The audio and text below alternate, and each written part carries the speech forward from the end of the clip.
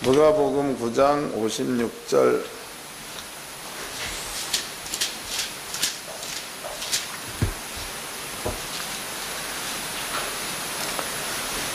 (56절서부터) 마지막 절까지 다 같이 한 목소리로 합독을 하도록 하겠습니다. 시작. 함께 다른 촌으로 가시니라. 길 가실 때에 혹이 여짜오되 어디로 가시든지 저는 쫓으리이다. 예수께서 가라사대 여우도 굴이 있고 공중에 새도 집이 있으되 인자는 머리들 곳이 없도도 하시고 또 다른 사람에게 나를 쫓으라 하시니 그 가로되 나로 먼저 가서 내 부친을 장사하게 허락하옵소서. 가라사대 죽은 자들로 자기의 죽은 자들을 장사하게 하고 너는 가서 하나님 나라를 전파하라 하시고 또 다른 사람이 가로되 주여 내가 주를 쫓겠나이다마는 나로 먼저 내 가족을 작별케 허락하소서. 예수께서 이르시되 손에 쟁기를 잡고 뒤를 돌아보는 자는 하나님의 나라에 합당치 아니하리라 하시니라. 아멘. 네, 누가복음 9장 56절서부터 마지막 절까지 그 내용은요, 우리가 한번 깊이 있게 생각해 봐야 될 그러한 그 내용들입니다. 이거와 그 똑같은 내용이죠. 똑같은 그 내용이 마태복음에도 나와 있죠. 마태복음 8장을 한번 보겠습니다.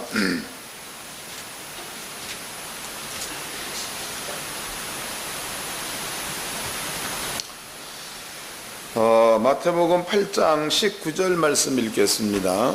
마태복음 8장 19절. 한 서기관이 나와 예수께 말씀하되 선생님이여 어디로 가시든지 저는 쫓으리이다. 예수께서 이르시되 여우도 굴이 있고 공중의 새도 거처가 있으되 오직 인자는 머리둘 곳이 없다 하시더라. 이거 아까 이 내용과 똑같은 그런 그 내용입니다. 여기에서 이제 우리가 한번 생각해 봐야 될 것이 있습니다. 이걸 한번 깊이 깨달으시고 목사님들도 스스로가 그 마음을 정하시면 좋겠습니다. 지금 여기 그 본문의 내용은 분명코 예수 하시는 말씀이 공중에 나는 새도 거처가 있다, 여우도 굴이 있다, 이런 말을 합니다. 새도 거처가 있다, 그 다음에 여우도 굴이 있다.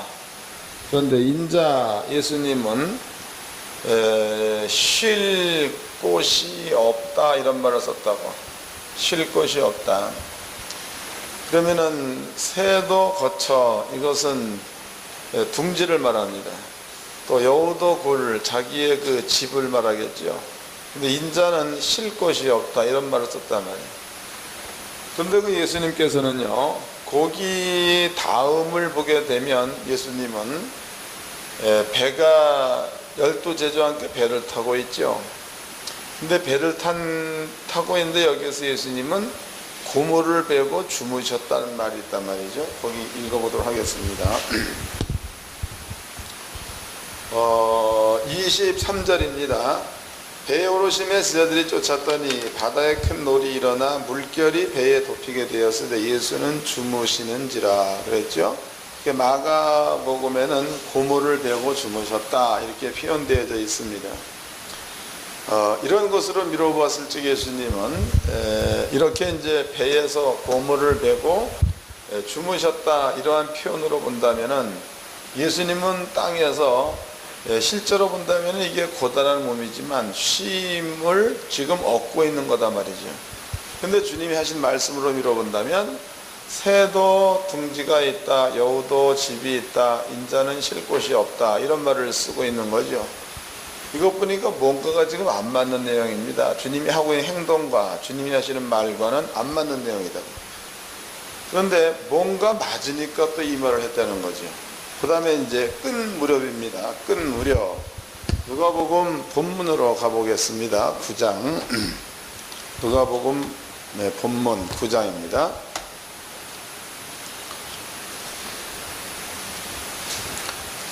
9장 61절서부터 읽겠습니다.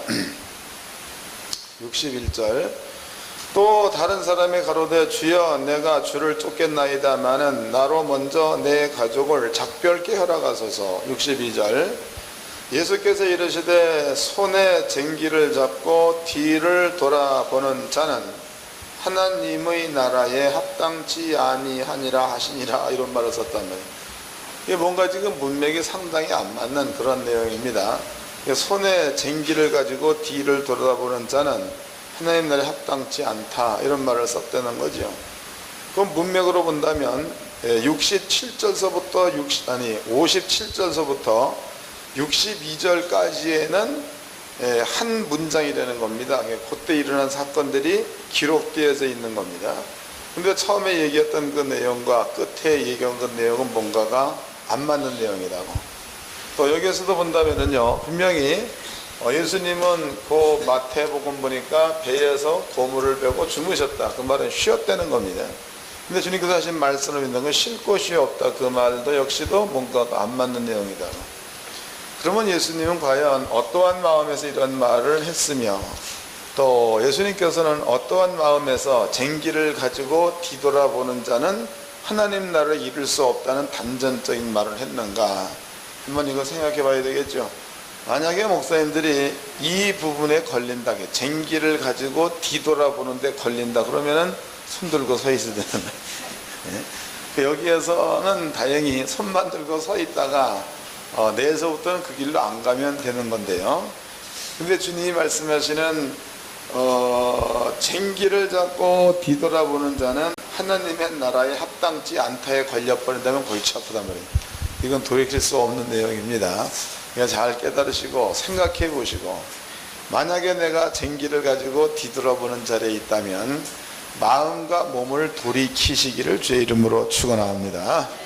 자, 먼저 이것을 대충 내용이 이런 거다라고만 기억해 놓으시고, 자, 뒤로 한번 돌아가 봅시다. 요한계시록입니다.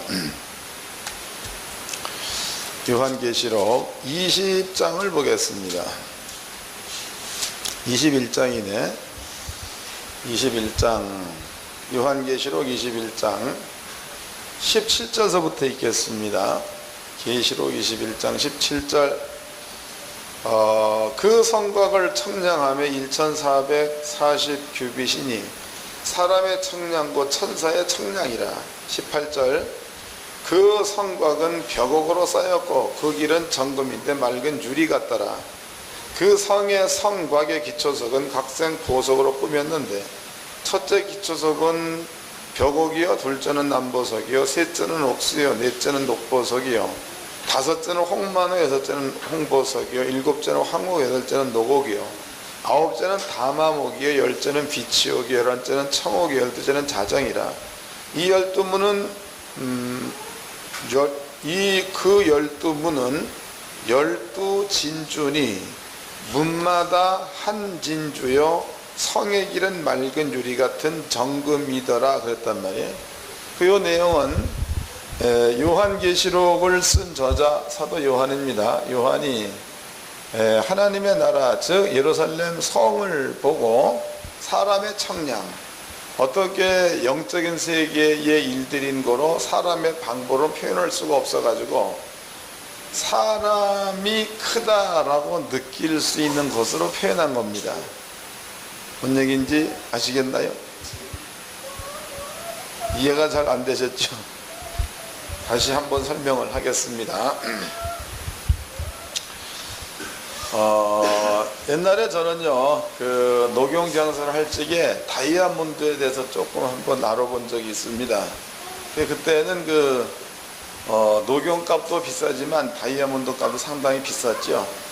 근데 우리나라 같은 경우에는 그 제대로 된 그런 감정을 하지 못한다, 이렇게 얘기들을 합니다.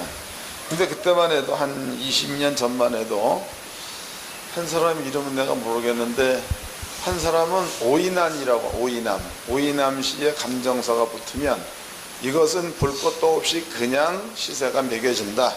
그만큼 감정서가 유명했던 사람입니다. 근데 그 사람이 다이아몬드를 만약에 감정을 한다 그러면은요, 그 다이아몬드를 이렇게 이제 현미로다가 들여다보지요. 이렇게 들여다봐가지고 비춰오는 그 색에다가 자기의 눈에다가 이렇게 비춰지면은 이것이 만약에 이제 그 검은색이 난다 그러면 블랙, 또 뭐 녹색이 난다 그러면 그린, 백색이 난다는 화이트 이렇게 표현하죠. 그래서 다이아몬드 블랙 1카레트 그러면은 검은색 다이아몬드로다가 1카레트 나간다 이렇게 표현합니다. 또 이제 그 다이아몬드는 원래 그 기스 같은 것에 잘 안 가죠. 그런다고 해서 이 면 자체가 깨끗할 수는 없는 겁니다. 그렇게 이제 이 현미경으로 봤을 적에 이런 데 조금 이렇게 기스가 있다거나 이런 거에 따라 가지고 플러스를 매깁니다. 그래서 다이아몬드 블랙 99%다. 그럼 이것은 엄청나게 좋은 거다. 이 정도는 뭐 나올 수가 없는 겁니다. 그 다음에 이제 만약에 다이아몬드 블랙 80%다. 그러면은 20% 정도는 지네들의 그 새겨놓은 그러한 어떤 그 한계 내에서 뭔가가 불량화되는 거죠. 나머지 80은 좋다는 겁니다. 그럼 이런 것에 따라서 감정서가 붙게 되어지면 이 감정서에 따라서 가격이 매겨집니다. 근데 여기에서 이 빛이라는 게 다이아몬드에 비춰가지고 그 눈에 반사돼서 비춰지는 그 빛의 모양이 우리는 그냥 검은색 그러면은요, 그냥 검은색으로만 생각을 하지. 검은색. 그 검은색에 태양빛이 들여가지고 그것을 보는 사람의 눈에 그 빛이 쪼개져 가지고 비춰지는 모습을 어떻게 표현해낼 수가 없어 가지고 검은색이라고 쓰는 그 말 가운데는 그 아름다움이 들어가 있는 거다고. 뭔 얘기인지 아시겠죠? 또 이제 만약에 이제 그린색이다 그러면은 이렇게 빛이 비춰가지고 그린, 그냥 녹색, 이런 그 녹색만 나타나는 게 아니고 여기에다가 태양빛이 들어가게 되면 그 빛을 통해서 이 녹색이 다이아몬드 육각형이라고 얘기하죠.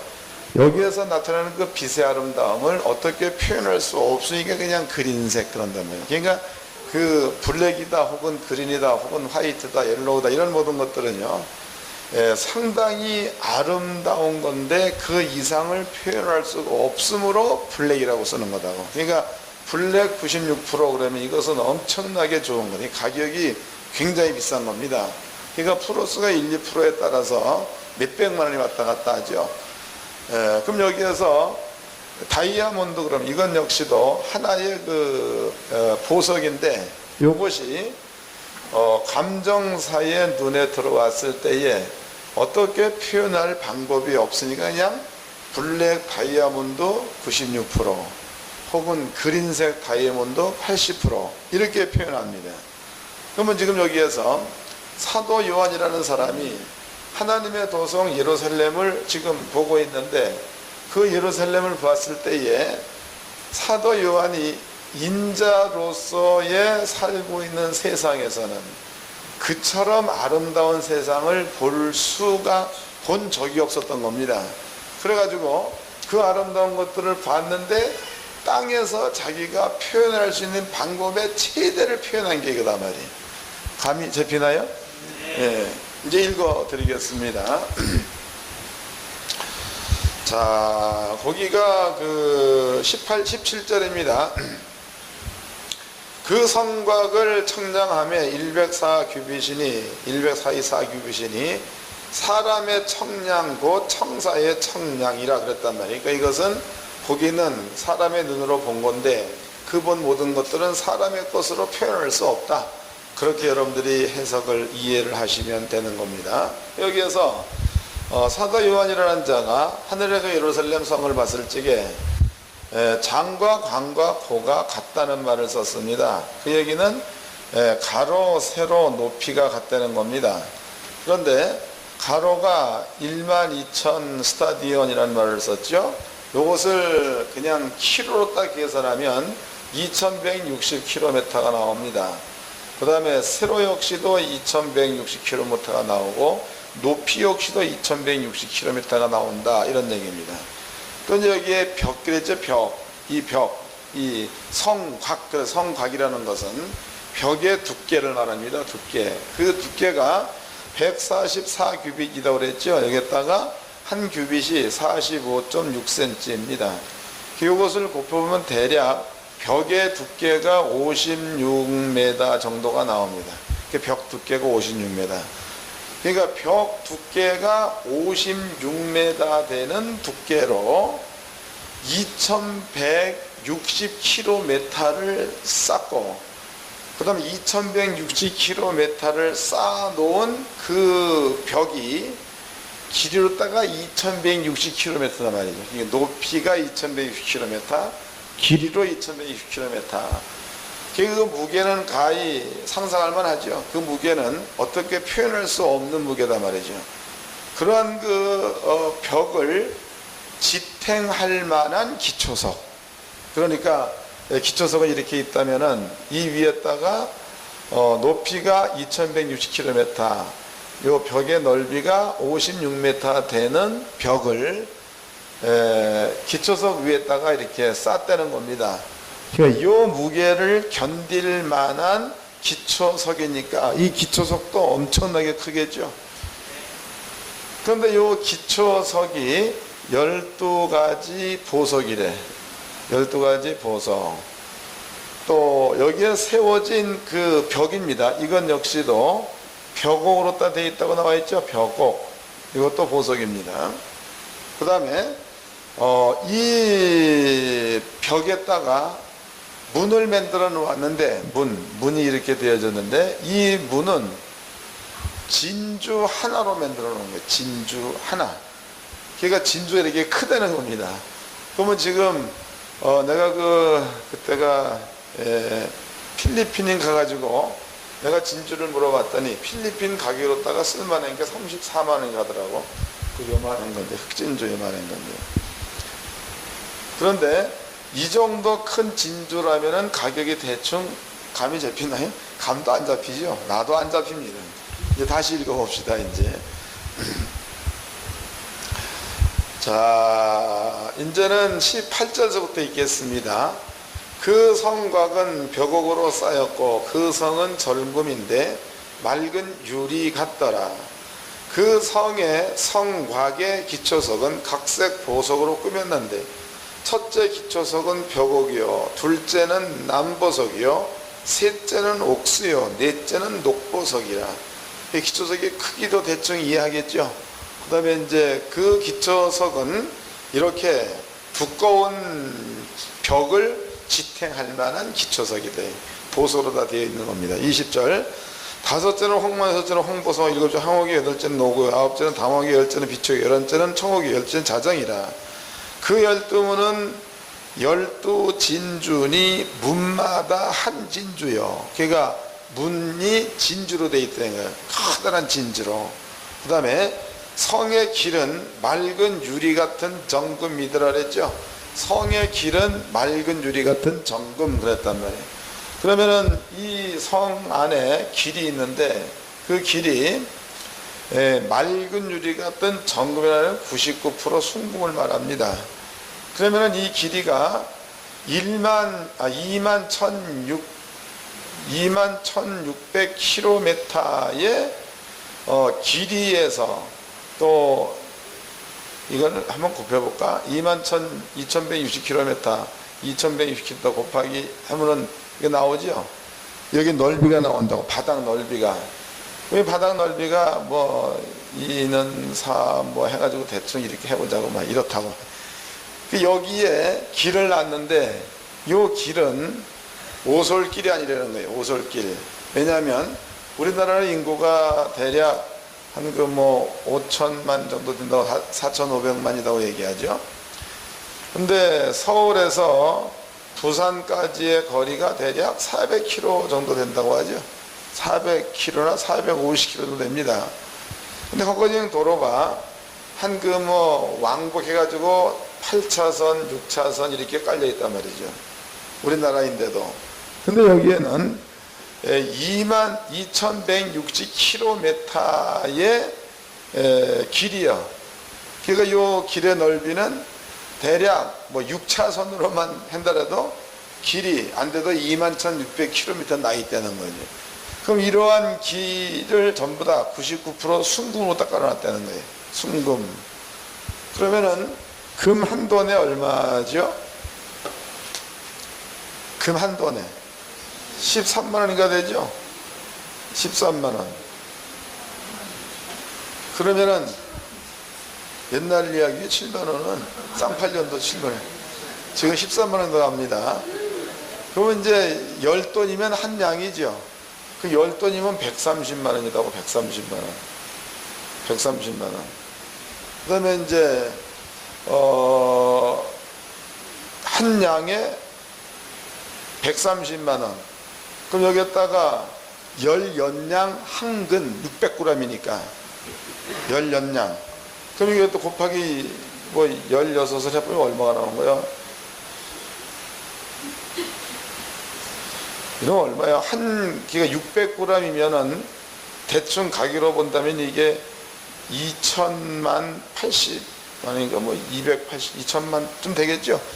그러니까 600g에 대략 2천만 원 나간단 말이에요. 600g에.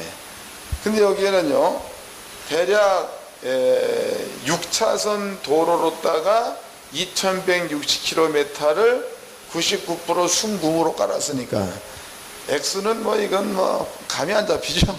이게 따질 수도 없을 만큼 굉장한 금액이 나옵니다. 그 외에도 이렇게 이제 기초서 이것도 엄청난 돈이고 진주 이 굉장한 돈입니다. 이 예루살렘 성의 주인이 누군가 보자고 거기 봅시다. 21절입니다.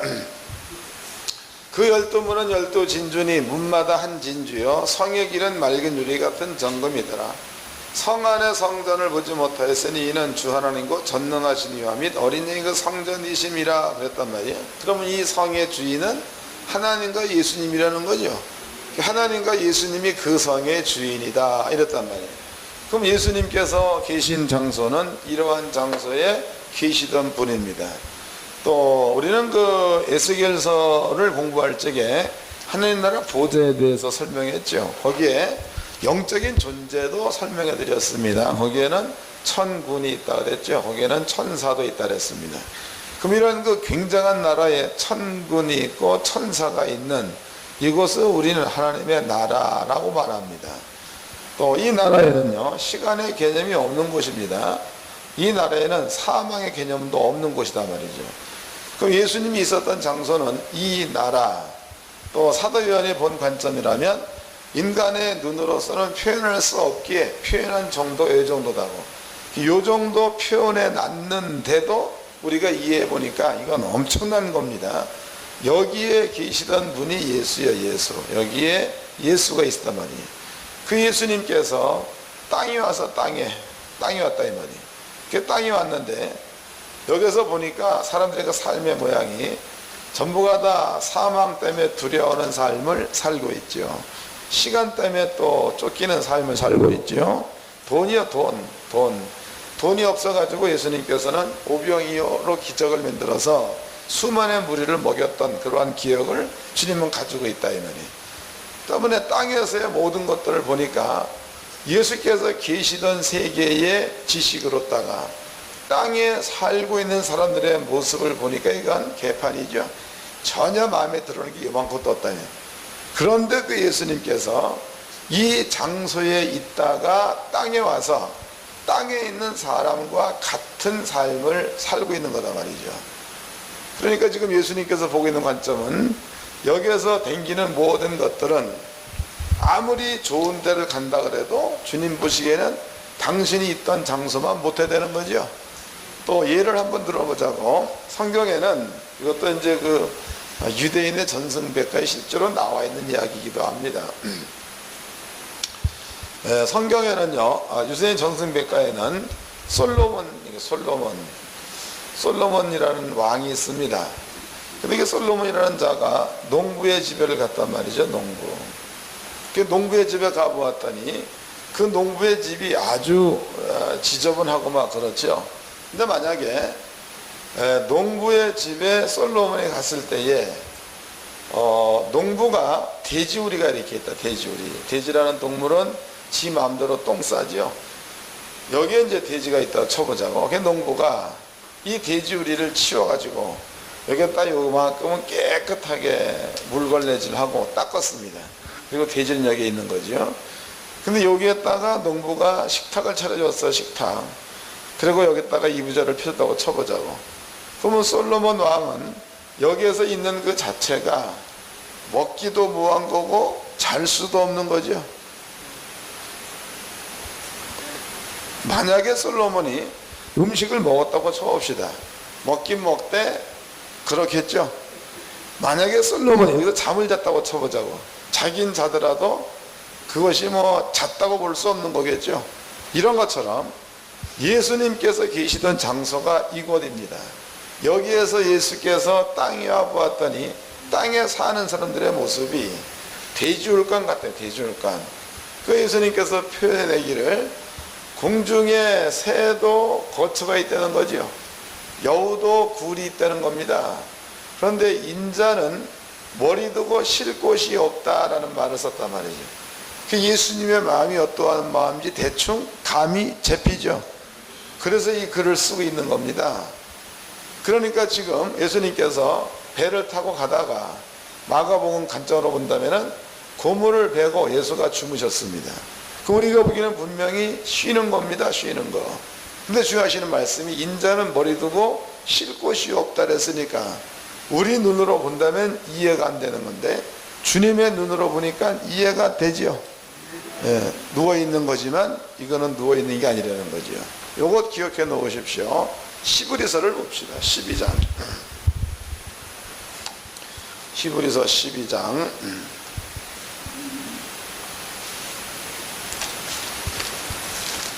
이 히브리서 12장 이 내용도 조금 어려운 내용이지만 그래도 목사님들은 이해를 전부 다 하실 줄로 믿습니다. 12장 18절서부터 읽겠습니다. 히브리서 12장 18절. 너희의 이른 곳은 만질만한 불붙는 산과 흑은과 흑암과 폭풍과 나팔 소리와 말하는 소리가 아니라 그 소리를 듣는 자들은 더 말씀하지 아니하시기를 보하였으니 이는 짐승이라도 산에 이르거든 돌로 침을 당하리라 하신 명을 저희가 견디지 못함이라. 이건 지금 구약시대 이스라엘 민족이 시내산에서 겪었던 일을 여기에 쓰고 있는 겁니다. 그러니까 이것도 이해를 하셔야 합니다. 구약 성경을 보면은요, 시내산에 이렇게 있습니다. 그런데 이스라엘 민족 가운데서 장로들은 여기에 70명의 장로들이 자리를 잡고 있었죠. 또 이스라엘 민족 250만 대군은 이 산 아래다가 진을 치고 있었습니다. 모세는 여호수아와 함께 산 꼭대기에 올라갔죠. 여기에 서 있었다 이 말이에요. 그리고 하나님의 영광의 구름이 시내산 꼭대기에 가득 찼을 때에 이때 여기서 아버지께서 모세를 향하여 말씀했단 말이죠. 이 말씀의 소리를 70명의 장로가 들었습니다. 이 말씀의 소리를 250만 대군 이스라엘 민족이 전부 다 들었다 이 말이에요.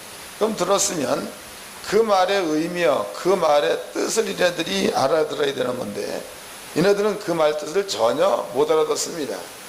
그리고 이네들이 들은 것이 있다면 천둥 같은 소리 이것만 들었다는 거죠. 자, 그 다음에 모세가 산에 갔다 내려왔을 그때에 이 사람들이 전체가 다 모세한테 얘기하기를 모세야 하나님으로 하여금 다시금 직접 나타나서 이렇게 말하게 하지 말고 다 사람을 통해 가지고 좀 쉽게 이렇게 말했으면 좋겠다. 왜냐하면 우리가 죽을까 한다. 이런 말을 썼단 말이에요. 그러면 지금 이스라엘 민족이 이 말을 모세한테 할 때에 그네들의 마음 가운데는 안도 혹은 평안 혹은 기쁨 이것으로 말했다는 겁니다. 이 말이 무슨 뜻인가 하면 이러한 그 엄청난 하나님께서 임재하신 장소 여기에 우리가 들어가서 그 불과 그 음성을 들었음에도 우리가 죽지 않았다는 것 그 자체로 그네들은 평안과 안도와 기쁨을 느꼈다는 겁니다. 그리고 두 번째는 이러한 만남을 우리는 죽을까봐 싫다라고 얘기했다는 거죠. 이 자체를 히브리서 기자가 설명을 쭉 하면서 이 자체도 백성들 앞에는 큰 영광이라는 겁니다. 다시 읽어보겠습니다. 자, 18절입니다. 너희의 이른 곳은 만질만한 불붙는 산과 흑은과 흑암과 폭풍과 나팔 소리와 말하는 소리가 아니라 그 소리를 듣는 자들은 더 말씀하지 아니하시기를 구하였으니 이는 짐승이라도 산에 오르거든 돌로 침을 당하리라 하신 명을 저희가 견디지 못함이라. 그 보이는 바가 이렇듯이 무섭기로 모세도 이르되 내가 심히 두렵고 떨린다 하였으나 그랬단 말이죠. 그러니까 인간이 돼가지고 하나님의 영광 가운데 들어간데도 죽지 않았다는 겁니다. 그 다음에 이 얘기를 사도 바울이 하고 난 다음에 그 다음에 신약 시대의 성도들한테 얘기를 합니다. 그 다음에 21절입니다. 22절 그러나 너희가 이른 곳은에서 너희는 예수를 믿는 자가 되겠죠. 너희가 이른 곳은 시온산과 살아계신 하나님의 도성인 하늘의 예루살렘과 천만 천사와 하늘에 기록한 장자들의 총회와 교회와 만민의 심판자이신 하나님과 및 온전케 된 의인의 영들과 새 언약의 중보이신 예수와 및 아벨의 피보다 더 낫게 말하는 뿌린 핀이라 그랬단 말이에요. 그럼 지금 예수 믿는 사람들이 도달한 곳, 예수 믿는 사람들이 들어간 곳, 이것은 구약시대에 들어간 이 사람들보다도 더 가까이 들어갔다는 거죠. 이해가 되십니까?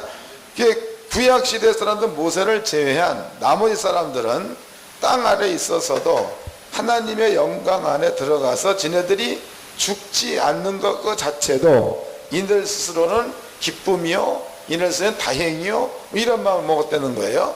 그러나 너희는, 예수를 믿는 너희는 이들보다 더 가까이 하나님의 보좌 앞까지 가지 않았느냐, 이런 얘기다고. 다시 읽어보겠습니다. 22절입니다. 그러나 너희가 이른 곳은 시온산과 살아계신 하나님의 도성인 하늘의 예루살렘과, 그러니까 아버지의 보좌 앞에 갔다는 이야기죠. 그 다음에 천만 천사와 하늘에 기록한 장자들의 총회와 교회와 만민의 심판자이신 하나님과 및 온전케 된 의인의 영들과 새 언약의 중보이신 예수와 및 아벨의 피보다 더 낫게 말하는 뿌린 핀이라 그랬단 말이에요. 그러면 성도들이 간 곳은 구약 성경에서 구약 성경의 백성들보다도 더 가까운 장소, 하늘의 예루살렘, 하나님의 보좌 앞에까지 우리가 들어갔다, 이런 얘기다 말이에요. 그러면 지금 의미적으로 본다면요, 이네들 이스라엘 민족이 모세는 시내산 꼭대기에 있고 그네들은 산 아래에 있었습니다. 근데 여기에서 하나님의 임재한 것만 보고도 그네들의 마음 가운데는 두려움을 가졌고, 그네들 마음 가운데는 두려우면서도 영광을 가졌고, 그네들 마음 가운데는 하나님 안에 들어갔다는 기쁨을 가졌다는 거죠. 근데 너희는, 신약시대 예수 믿는 너희는 얘네들보다 더 가까이 하늘의 예루살렘 성 안에 들어갔지 않았느냐, 하나님의 턱 미친 아버지의 보좌 앞에 들어갔지 않았느냐, 그리고 천만 천사들이 있는 장소에 너희가 들어갔지 아니했느냐, 이런 말을 썼단 말이에요. 그러면 지금 이 얘기는요, 히브리서에 기록된 이야기지만 이 말은 오늘날 우리에게도 적용됐다고 봐야 되겠죠. 우리에게도 적용된 겁니다. 그렇다면요, 만약에 이 말이 우리한테 믿음으로, 은혜로, 절실하게 이렇게 우리한테 적용되었다면 그 사실이 적용된 자한테 나타나는 사람, 걔가 적용된 사람한테 나타나야 될 현상은 뭐냐면 그 엄청난 가운데 들어갔다는 것에 대한 자부심, 영광, 여기에서 돌아설 수 없는 현상이 나타나야 맞다는 거예요. 이해되시나요? 네, 그 다음에 또 읽어보겠습니다. 25절입니다. 너희는 상가 말하신 자를 거역하지 말라. 땅에서 견고하신 자를 거역한 저희가 피하지 못하였거든. 하물며 하늘로 쫓아 견고하신 자를 배반하는 우리일까 보냐 그랬으니까, 이러한 것들을 알고 믿는, 이러한 가운데 들어가 있던 사실 확실한 이러한 사람은 하나님을 절대로 배신할 수 없다는 거죠. 근데 만약에 그 안에 들어갔다가 하나님을 배신한다면, 그렇다면 구약시대에 근처까지 가고도 배신한 이들한테 아버지는 엄청난 진노를 부으셨거든. 하물며 여기까지 들어갔다 하나님을 배반한 사람들이야 하나님이 어떻게 죽이겠느냐, 이런 말이단 말이에요. 이해됐어요? 내가 설명을 잘 못할지라도 듣는 분들이 잘 들으십시오. 그래서 지금 히브리서 12장의 내용은 이러한 내용입니다.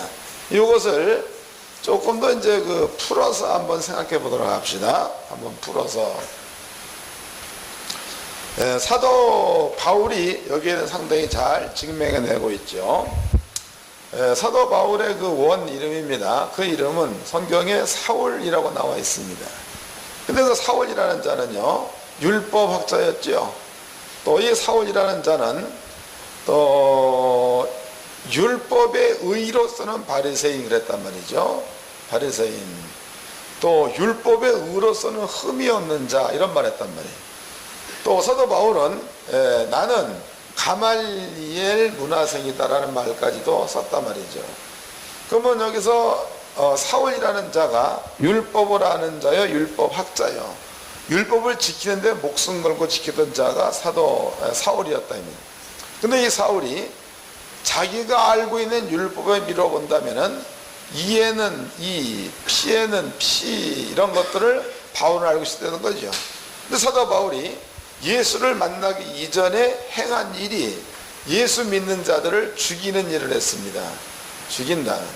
그 율법대로라면 이 죽인 그 자체가 잘못한 것 때문에 죽인 것이라면 사울은 죽인 자 대신에 사울이 핏값을 치러야 율법인 거죠. 그럼 사울은 이것을 잘 알고 있는 자입니다. 그런데 사울이라는 자가 율법에 대해서 열심히 너무나 커가지고 사울이 예수를 믿는 자들을 많이 죽였다는 겁니다. 또 예수를 믿는 자들을 많이 감옥에 집어 넣었다라고 기록하고 있습니다. 그러다가 다메섹으로 이 일을 역시 행하려 가다가 다메섹에서 예수를 만나게 됩니다. 그 예수님께서 얘기하기를 사울아 사울아 나는 네가 핍박하는 예수다 해서 그때 사울이 예수를 만나게 된다 이 말이에요. 그 만나고 나 가지고 사울이 사명받게 되죠. 사명. 이방인의 사도로 사명을 받습니다. 그러면 사울이 가지고 있는 율법의 지식대로라면 나는 예수 믿는 사람들을 많이 잡아 죽였으니까 율법의 욕구대로라면 나는 율법대로 내 목숨이 10개가 된다고 전부 다 죽임을 당해야 맞다는 거죠. 근데 예수를 알고 보았더니 내가 죽어야 될 자리에 예수님이 이미 죽어 놓았고 또 예수를 믿는 자들을 죽인 것에 대한 죄값을 예수가 나한테 찾지를 않다는 거예요. 그 자체를 깨닫고 나니까 사울의 마음 가운데는 큰 은혜가 임했다는 거죠. 그래서 바울은 항상 표현하기를 죄인 가운데 괴수 같은 나 이런 말을 썼고 이 은혜가 너무나 크니까 사도 바울은 자기 일생 동안에 공부한 지식들 배설물로 버립니다. 또 로마의 시민권을 가지고 있을 때 생긴 많은 금은 보화 전부 다 버리고 있습니다. 또 로마의 시민권을 가지고 있는 명예 이런 것도 다 버렸다 이 말이에요. 그리고 바울의 마음 가운데는 내 마음 가운데에 예수 그리스도 아는 지식이 가장 고상하다 이런 표현을 씁니다. 이제는 그 사울이 이름이 바울로 바뀌고 있죠. 그 사도 바울이 기도 중에 하나님 나라를 봅니다. 그 나라를 봤는데 성경은 내가 14년 전에 내가 몸 안에 있었는지 몸 바깥에 있었는지 나는 모르거니와 하나님은 아시느니라. 그 뒤에 쓰고 있는 말이 내가 말할 수 없는 것을 보았다 그랬단 말이에요. 가히 이룰 수 없는 것들을 보았다. 그러면 사도 바울이라는 자는요 율법을 통해서 은혜를 경험한 자요 또 아버지의 나라의 모든 세계를 실제적으로 영적인 세계에 올라가서 전부 다 본자다 이 말이에요. 그럼 본 그 사도 바울은 성경대로라면 히브리서 12장 말씀대로라면 하나님의 거룩한 도성에 들어간 자가 되는 겁니다. 또 하나님의 보좌 앞에 들어간 자가 되는 겁니다. 또 하나님께서 그 뽑아 놓으신 장자들의 총회 가운데에 참여한 자가 된다 이 말이에요. 이런 것들을 경험한 그 사도 바울이 이제 복음 전하기를 시작을 하죠. 복음 전하기를 시작하는 사도 바울은 한 번도 옛날의 일을, 즉 애굽의 일을 기억한 적이 없다는 거예요. 그러니까 성경보다도 내가 알고 있는 세상적 지식이 낫다는 생각을 해본 적이 없다는 거고, 또 받고 있는 춥고 굶고 배고픔 이런 것들을 겪고 있으면서도 옛날에 자기가 누렸던 부요를 다시 회상해 본 적이 없다는 거고, 또 사도 바울은 일생 동안에 맨날 얻어 터졌지 않습니까? 성경엔 40에 하나 감한 매를 5번 맞고 뭐 이런 얘기가 기록되어 있죠. 이렇게 맨날 얻어 터지면서도 로마의 시민권을 가지고 있을 때 육체적인 평안함을 생각해 보지 않았다는 거죠. 그리고 오직 사도 바울은 전도를 위해서 또 예수님이 세워놓은 교회를 위해서 염려하는 그것으로 가득 채워져서 살았던 사람이 성경에는 사도 바울이라고 나와 있다 이 말이에요. 그럼 이렇게 은혜를 받은 자는요 하나님의 은혜에서 벗어날 수가 없다는 겁니다. 그러므로 이 사도 바울 같은 경우에는 때가 돼서 목숨이 끊어진다. 그렇다면은 그 사람은 아버지 보좌 앞에 볼 것도 상급이 크다는 거죠. 근데 반대로 이 가운데 들어갔다가 하나님의 모든 것들을 무시하고 배반해버리고 다른 길로 간다면은, 그러면 그 사람한테는 엄청난 진노가 따를 거다는 게 히브리서의 경고입니다. 경고. 그럼 이것이 이제 믿는 자들한테 주어진 하나님의 은혜다 그 말이에요. 은혜. 오늘 예수님께서 하고 있는 말이 감이 잡혔죠. 여러분들도 이 장소에 들어간 자, 바울 같은 자가 된 겁니다. 예수님께서 하시는 말씀이 여우도 굴이 있고 공중에 나는 새도 거처가 있다는 거예요. 그러나 인자는 머리 두고 쉴 곳이 없다라는 말을 썼다고. 그 만약에 그 말을 사도 바울한테 적용시켜 본다면 바울도 그런 말을 할 수 있을라나요?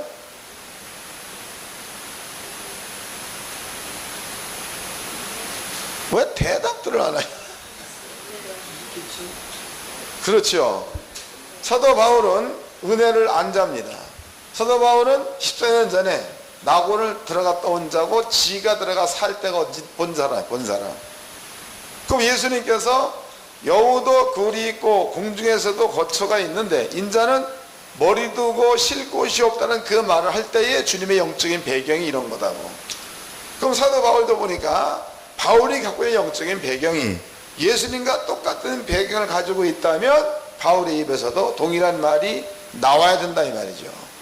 그런데 실제로 사도 바울은 그런 얘기를 합니다. 여러분들이 바울 서신서를 읽어보면 사도 바울이 쓴 말 가운데서 내가 땅에 있는 것보다도 아버지 나라 가는 게 낫다고 말하죠.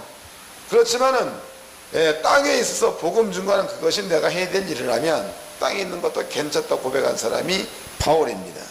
그럼 바울 역시도 자기가 어디서 온 거며 어디로 가야 될 것을 분명히 알았다는 거죠. 안 자의 입에서 나오는 말은 예수님과 같은 말이 나와야 이게 맞다 이 말이죠. 자, 이제 본문으로 가봅시다. 본문 누가복음 9장입니다. 누가복음 9장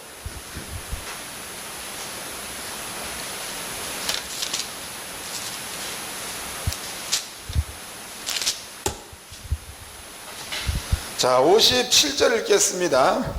길 가실 때에 혹이 여짜오되 어디로 가시는지 저는 쫓으리이다.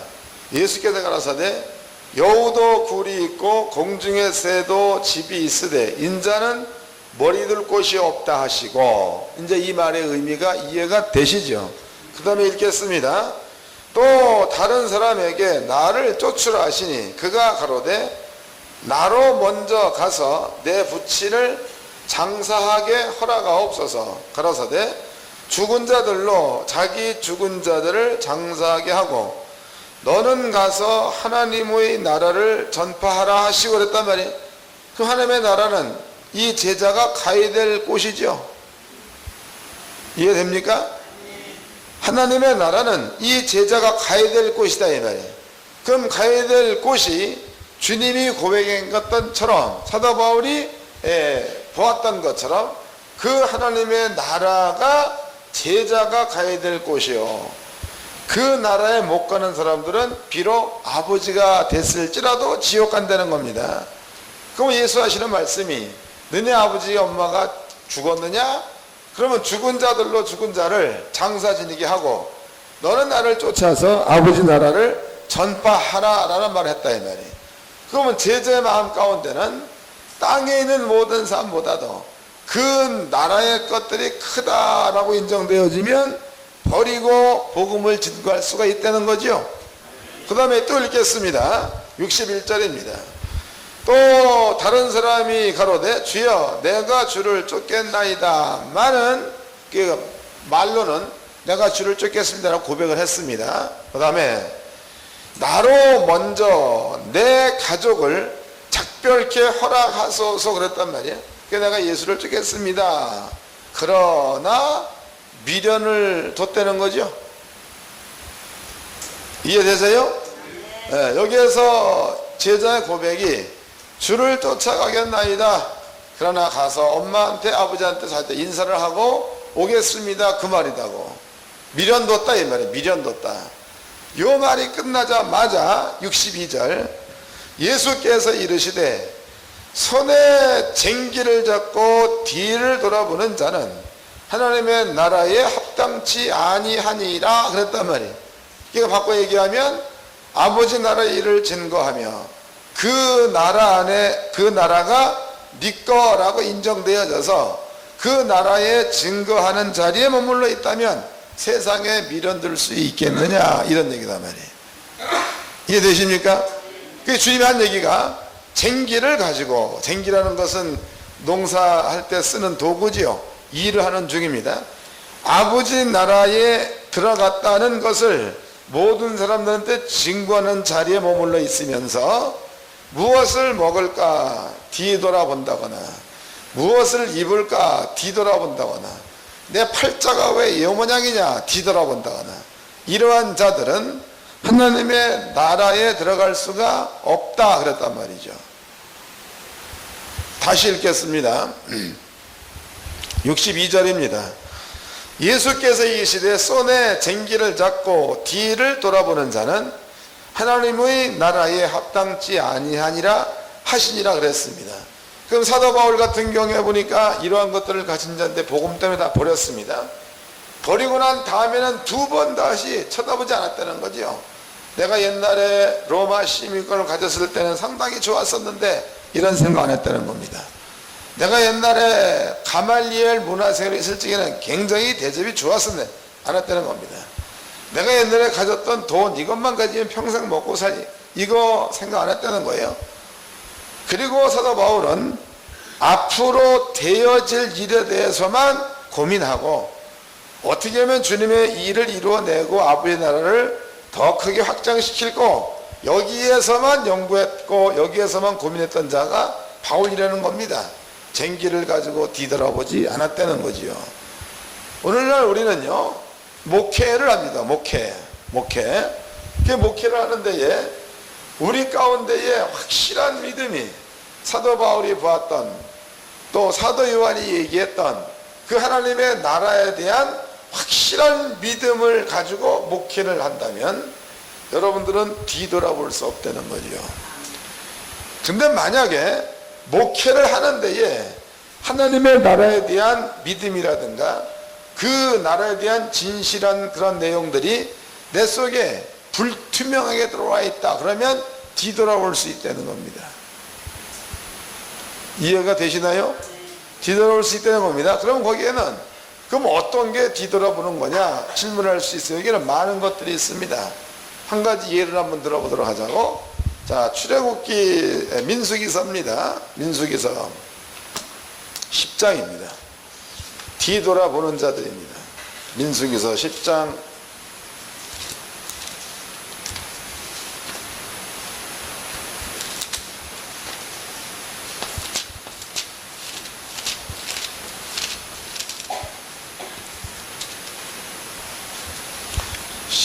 11장 민수기 11장 4절서부터 읽겠습니다. 이스라엘 중에 섞여 사는 무리가 탐욕을 품음에 이스라엘 자손도 다시 울며 가로되 누가 우리에게 고기를 주어 먹게 할꼬. 우리가 애굽에 있을 때에는 값없이 생선과 외와 수박과 부추와 파와 마늘들을 먹은 것이 생각나거늘 이제는 우리 정력이 쇠약하되 이 만나 외에는 보이는 것이 아무것도 없도다 하니 그랬단 말이에요. 그러니까 지금 이스라엘 민족은 분명코 하나님의 영광을 봤습니다. 그리고 광야로 나왔다 이 말이에요. 나와가지고 이네들이 형편상 광야의 생활이 조금 어렵다 그래서 그 입에서 가장 먼저 튀어나온 말이 우리가 애굽에 있을 적에는 파와 마늘과 고기와 또 부추 이런 것들을 많이 먹어서 정력이 떨어지지 않았다는 거죠.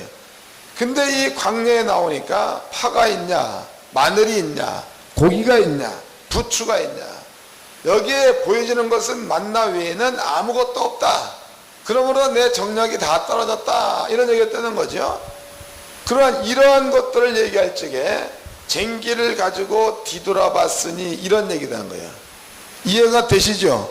오늘날 우리도 마찬가지예요. 우리도 여기에서는 영권 목사님들은요 행위가 그렇게 해서 목사가 됐다고 그래도 마음을 바꿔 먹으십시오.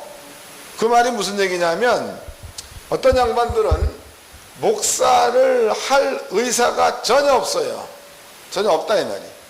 근데 가서 점을 쳐봤더니 너는 사명이 있다. 사명. 이 사명을 감당하지 않으면 너는 평생 안 된다. 이렇게 점을 받았어요. 그래서 그 사명이 뭐예요? 그랬더니 신학교 가거라 이 사명을 받았습니다. 그럼 이것은 은혜로 가는 거예요? 다른 사람의 말에 의해서 가는 거예요? 다른 사람의 말에 의해서 가니까 자발적이 않으니까 가다가 실망할 수 있는 거죠. 왜냐하면 가기 싫은 걸 억지로 가는 거니까. 그러니까 하다가 조금 뭐 하면은 안 간다고 안 간다 그랬더니 가라고 가라고 결국 이렇게 믿느냐고 이거 원망이 나올 수 있다는 거예요. 그러나 받은 바 은혜가 너무나 크고 감사해서 종의 길을 간다면 그 사람은 이런 말이 안 나온다는 거죠. 예? 만약에 목사님들이 점쳐가지고 사명 받아서 신학교 가서 목사가 됐다면 이제는 마음을 바꾸세요. 아버지의 은혜를 깨달아서 그 은혜를 증명해내기 위해서 이 길을 가야 한다고 바꾸십시오. 그래야 쟁기를 가지고 뒤돌아보는 자가 안 될 수 있다는 거예요. 그렇지 않고 남의 기도에 의해서 남의 점에 의해서 여러분들이 만약에 목사길을 갔다 그러면 가도 끝없이 어려운 일들만 자꾸 겹친다면은 볼 것도 없이 입에 튀어나오게 돼 있어요. 애굽에 살 적에는 파도 먹고 부추도 먹고 고기도 먹고 그렇게 해서 먹어서 내 정력이 철철 넘쳤는데 그런데 내가 이 광야에 나와서는 먹는 게 만나밖에 없으니 이거 뭐 내가 살겠느냐 이러느니 차라리 애굽으로 돌아가자 이거 할 수 있다는 거지. 그러니까 주의 종들은요 설령 이렇게 해서 목사가 됐다 손칠지라도 이제는 뜻을 바꿔가지고 나라가 나한테 주어진 것에 대해서 감사해서 또 장자들의 총회에 내가 참여된 그 자체가 너무나 감사해서 이제는 내가 복음을 증거해야 되는 그러한 자리에 있어야 되겠다. 그리고 바울처럼 그 복음 때문에 울고 웃는 이러한 자가 되어야 되겠다. 이러한 마음으로다가 바꾸시기를 바랍니다. 이게 준비되어 있지 않으면 예수께서 말씀하시기를 쟁기를 가지고 뒤돌아봤으니 아버지 나라와 관계가 없다. 이러한 자리에 있게 된단 말이죠. 우리 영권 목사님들은요, 이 말씀을 이해를 잘 하세요. 나는 지금 은혜로 또 받은 바 은혜가 감사해서 이 길을 가고 있는 건가? 아니면은 강요에 의해서 가기 싫은데 억지로 지금 무거운 짐을 나 홀로 지고 가고 있는 건가?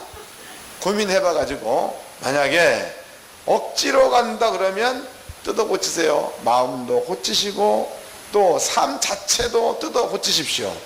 그리고 추워도 굶어도 아프고 힘들어도 받은 바 은혜가 감사해서 나는 그 길을 가야 되겠다로 바꾸어서 가시면 하나님은 여러분들의 길을 시온의 대로로 활짝 열어주실 줄로 믿습니다.